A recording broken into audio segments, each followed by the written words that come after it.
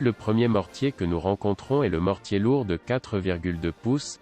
Il a été reçu avec du matériel importé des États-Unis pour fournir au groupe spécial une arme avec une plus grande capacité de tir d'appui.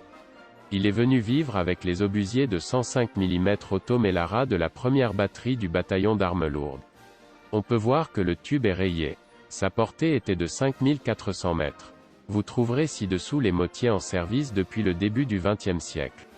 Les plus anciennes correspondent au système Valero, fabriqué par la Société Nationale Esperanza y Compañía. De ce système, un système de 50 mm est représenté, le plus ancien qui est conservé et qui a été utilisé par un seul homme, et un 81 mm dont le personnel était de 6 hommes. Les deux mortiers ont été utilisés pendant la guerre civile et ce dernier également dans le groupe spécial. Ces mortiers ont été remplacés dans les années 1950 par des mortiers de 60 et 81 mm, également fabriqués par la même entreprise. L'évolution de ces armes sont celles qui sont actuellement en service dans les bataillons de débarquement. Sur un double support sont exposés un mortier à chargement par la culasse de 60 mm et une mitrailleuse moyenne de calibre 7,62 mm qui appartenait à la tourelle du véhicule PAHARD AML-60. Après les mortiers, sont exposées les mitrailleuses en service depuis le début du XXe siècle.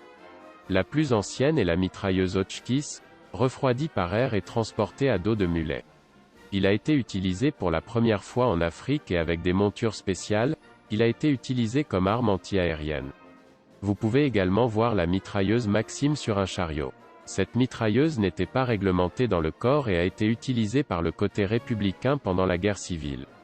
La mitrailleuse Alpha modèle 44 a remplacé la mitrailleuse Hotchkiss et a été utilisée jusqu'à l'entrée en service de la mitrailleuse MG3A1 en 1958.